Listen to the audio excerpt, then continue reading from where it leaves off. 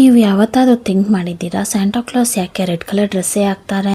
ಯಾಕೆ ಅವರು blue, green, purple, brown colour dress ಯಾಕೆ ಹಾಕಲ್ಲ ಅಂತ ಯಾವತ್ತಾದರೂ ಥಿಂಕ್ ಮಾಡಿದ್ದೀರಾ? Santa class red colour dress ಹಾಕೋದು ಕೋಇನ್ಸಿಡೆಂಟ್ ಅಲ್ವೇ ಅಲ್ಲ.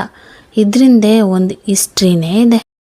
ಹಿಂದಿನ ಕಾಲದಲ್ಲಿ ಸ್ಯಾಂಟಾಗೆ ಫಿಕ್ಸ್ ಕಲರ್ ಇರಲಿಲ್ಲ.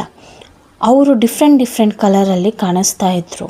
Green nature symbol, blue winter sky symbol, ಹಾಗೆ ಹಲವಾರು ಕಲರಲ್ಲಿ ಅವರು ಕಾಣಿಸ್ಲಿಕ್ಕೆ ಸಿಗ್ತಾ ಇತ್ತು. ಆದರೆ ಸ್ಟೋರಿ ಸ್ಟಾರ್ಟ್ ಆಗೋದು 1913 ಸೆಂಟ್ ನಿಕೋಲಸಿಂದ.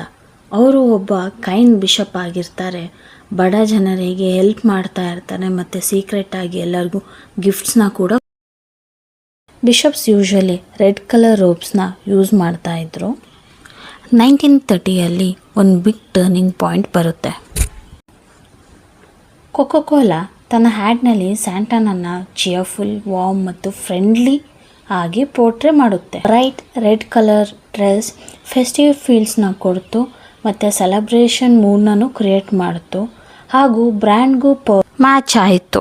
ಈ ಸ್ಯಾಂಟಾ ಇಮೇಜ್ ಎಷ್ಟು ಪಾಪ್ಯುಲರ್ ಆಯಿತು ಅಂದರೆ ಇಡೀ ವರ್ಲ್ಡ್ಗೆ ಫುಲ್ ಫೇಮಸ್ ಆಗಿ ಸ್ಪ್ರೆಡ್ ಆಯಿತು. ಬುಕ್ಸ್, ಮೂವಿ, ಗ್ರೀಟಿಂಗ್ ಕಾರ್ಡ್ ಎಲ್ಲದರಲ್ಲೂ ರೆಡ್ ಕಲರ್ ಸ್ಯಾಂಟಾನ ಫಾಲೋ ಮಾಡೋಕ್ಕೆ ಶುರು ಮಾಡ್ತಾರೆ. ಇದು ಸೆಂಟ್ ನಿಕೋಲಸ್ ಅವರ ಲೆಗಸಿ ಮತ್ತು ಕೊಕೊಕೋಲಾ ಅಡ್ವರ್ಟೈಸಿಂಗ್ ಪವರ್ ಒಟ್ಟಿಗೆ ಕ್ರಿಯೇಟ್ ಮಾಡಿದ ಐಡೆಂಟಿಟಿ.